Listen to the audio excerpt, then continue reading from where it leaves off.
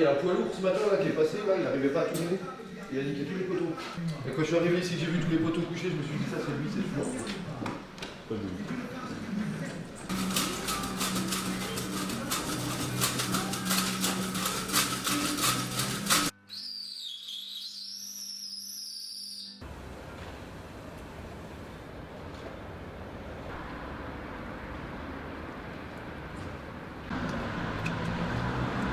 Moi quand je suis arrivé, que j'ai vu les poteaux pliés, le seul truc qui m'est venu à l'idée, je dis putain, encore une femme au volant. Ah, il y en a qui a loupé le virage. Quoi? Oh putain. Il arrive pour paramètre le lion.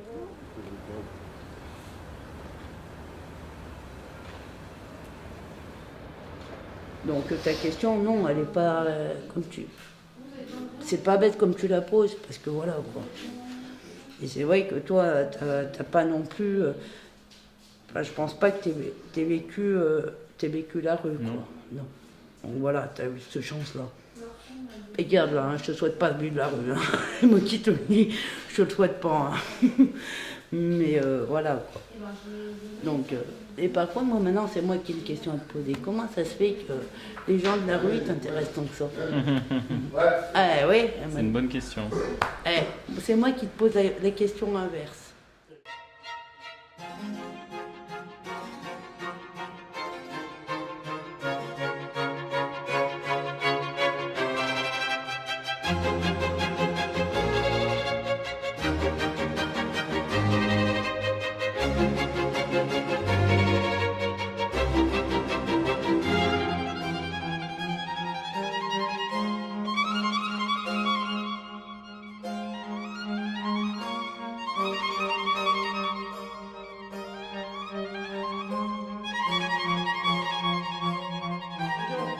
L'extérieur qui ne sont pas de la rue, pourquoi ils veulent connaître la vie des gens de la rue?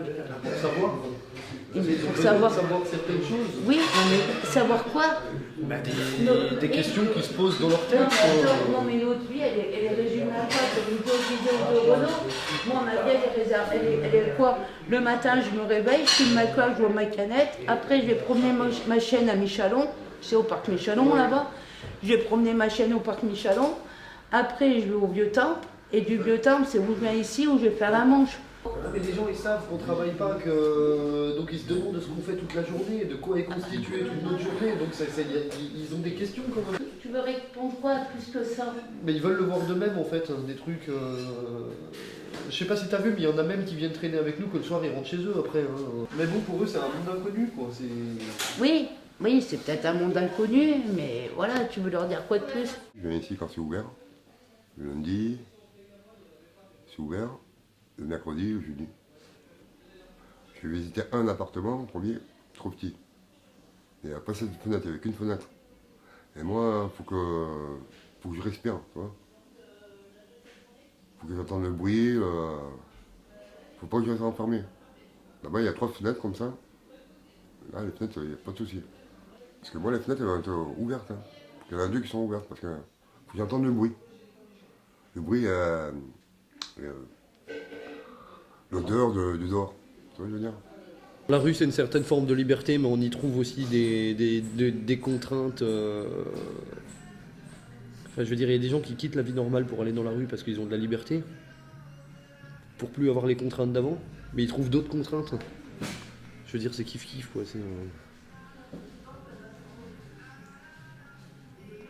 La rue, ça va un moment pour ceux qui l'ont choisi, quoi. Moi, je sais qu'au départ, je ne l'ai pas spécialement choisi, quoi. Et... Parce qu'en fait, j'ai arrêté l'école à 15 ans. Et avant 18 ans, on trouve pas de travail, quoi, nulle part, quoi. Des petites formations, 2-3 mois par-ci, par-là, mais ça débouche jamais sur rien, quoi. Donc du coup, il y a des moments où on fait rien, et à ces moments-là, enfin, moi, personnellement, ce que j'ai fait, j'ai été traîné, quoi. Et après, une fois qu'on est dedans, pour s'en sortir, c'est plus la même histoire. T'es à la rue, tu demandes un appartement pour pouvoir te réinsérer, refaire quelque chose de ta vie, et enfin bref, ça fait 4 mois que je suis dedans en fait. Bah ouais, j'ai un peu laissé couler l'été quoi, histoire de profiter des derniers jours de soleil avant de m'enfermer dans une routine fatidique et fatale qui m'obligera à me lever tous les matins pour aller travailler. Mais d'un autre côté, au moins, ça permet d'ouvrir une nouvelle liberté, quoi. Même si, à la base, j'avais une liberté totale, mais des contraintes qui faisaient que tu peux pas forcément être spécialement bien heureux. Là, en revanche, tu vois, tu perds ta liberté, t'as d'autres contraintes qui sont un peu plus chiants. Mais d'un autre côté, tu peux faire des choses que tu pouvais pas faire avant, quoi. C'est-à-dire tu peux avoir un gosse, élever un gosse et je sais pas quoi, merde. T'as besoin, je sais pas, t'as besoin de prendre une douche, bordel de Dieu, tu vas dans ta salle de bain, tu prends ta douche, quoi, peu importe l'heure qu'il est. De construire. Ouais, faire quelque chose, quoi, faire quelque chose de sa vie, quoi, pas rester avec son sac à dos.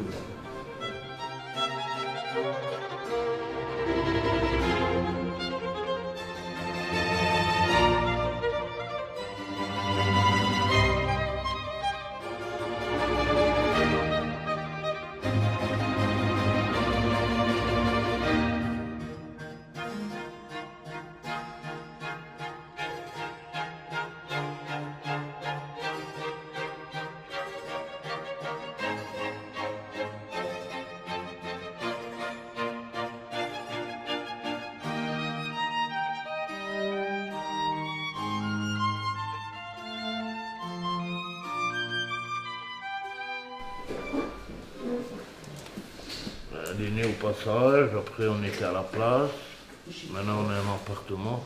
Elle a sa soeur, t'as vu, ça c'est sa soeur.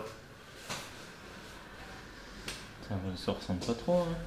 Ah ouais, mais pourtant c'est de sa sœur. Et c'est la deuxième portée. C'est la deuxième portée, c'est la première portée. Elle, c'est la deuxième. Mais ils sont nés des mêmes parents, le même père et la même mère. Le père, c'était qui? Alcool, C'est le chien de Rouen. des fois même je faisais la manche en plein hiver au spa, il faisait froid. J'avais mis une couverture sur moi, le caddie, le carton avec les chiots, tu vois, tu sais, pour être au chaud. Et pour faire la manche, j'avais juste la casquette qui dépassait de la couverture comme ça. Tu me voyais même pas, tu sais, tu voyais juste une couverture sur un caddie et une casquette comme ça. Des fois, ils m'ont fait des coups aussi. Elle et plein de gens, on part, comme on devait partir du passage. Ah tiens, je te confie mon chien, je vais chercher des clopes, moi je vais chercher à boire et machin. Et je me retrouvais avec 15 chiens. Vas-y, le bordel. Alors les keufs, ils te déplacent à chaque fois. Tu sais, oh, vous pouvez pas rester là. Tu te mets 20 mètres plus loin, ils reviennent une heure après. Ah, vous pouvez pas rester là. À chaque fois décalé de...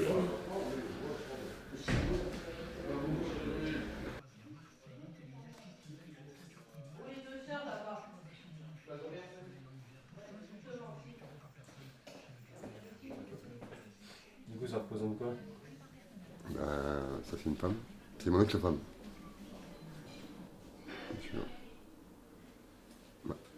Je t'ai pas marié. Moi j'ai une fille, elle a 35 ans, même âge que Stéphanie. Ouais. Ça c'est... je sais pas si t'as fait la prison. Bon, ça c'est la mort. J'ai pas peur de mourir. Ça, le poignard, celui-là, là, avec le serpent là, la tête du serpent ici. Ça c'est la vengeance.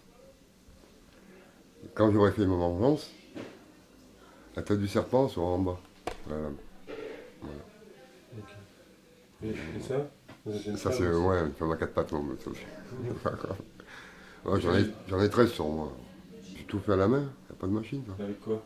Ben, 2 aiguilles, tu prends 2 aiguilles, tu as 2 aiguilles, et tu les décales. Tu vois, de ça, là.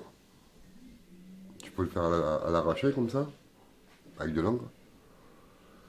Comme ça, ou à la piquer, ça veut dire que tu prends 3 aiguilles, tu les attaches. Après, tu piques.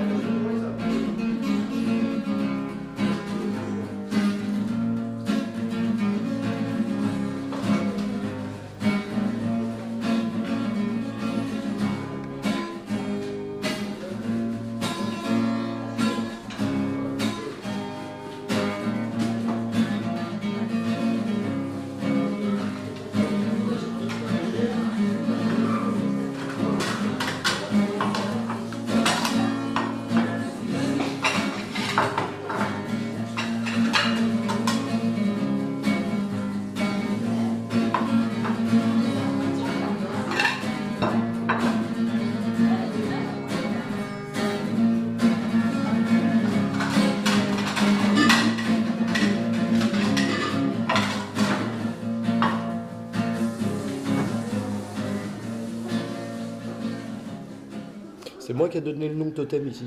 Ça a été voté. Ah bon? Il y a plusieurs noms qui ont été proposés. Moi, j'ai proposé le nom totem. Et il a été voté en majorité. Et c'est pour ça que ça s'appelle le totem maintenant ici. Pourquoi totem? Parce que, en fait, je me suis dit qu'un totem, il y a plusieurs têtes dessus. Et quand on est à un niveau, on monte un niveau avec les papiers, après on monte un petit peu, après on monte encore un niveau jusqu'à ce qu'on ait un appartement, qu'on soit sorti de la merde. Et ça image bien le truc. Alors le totem pour moi, regarde, attends, mets-le. Moi je vois des radiations, la spirale infernale avec des fantômes qui ressortent avec un champignon, un psylo ou je sais pas quoi en haut. Là. Ça peut être un point de départ, c'est les flèches rouges, et c'est quelque chose qu'on voit de loin et on sait qu'il est là. Et qui est fixe à un lieu précis. Je comprends un peu ce que tu veux dire. Il y en a qui viennent pour essayer de trouver du soutien, qui viennent pour chercher des solutions, et il y en a qui repartent avec justement un soutien qui les a aidés, ou des solutions qui les ont aidés aussi. Mais moi je vois plus le truc monter les échelons. Parce que dans un totem, en fait, chez les tribus, en fait, au début, ils font une tête. Puis après, quand ils prennent des grades, s'il a tué un ours, il va y avoir une tête d'ours. S'il s'est fait super bien faire du cheval et tout, il est bon chasseur et tout, il va y avoir un truc en rapport avec ça. Hein. Puis bien souvent, en haut, il y a un oiseau avec les ailes tendues comme ça, qui veut probablement parler de liberté ou de trucs comme ça, quoi.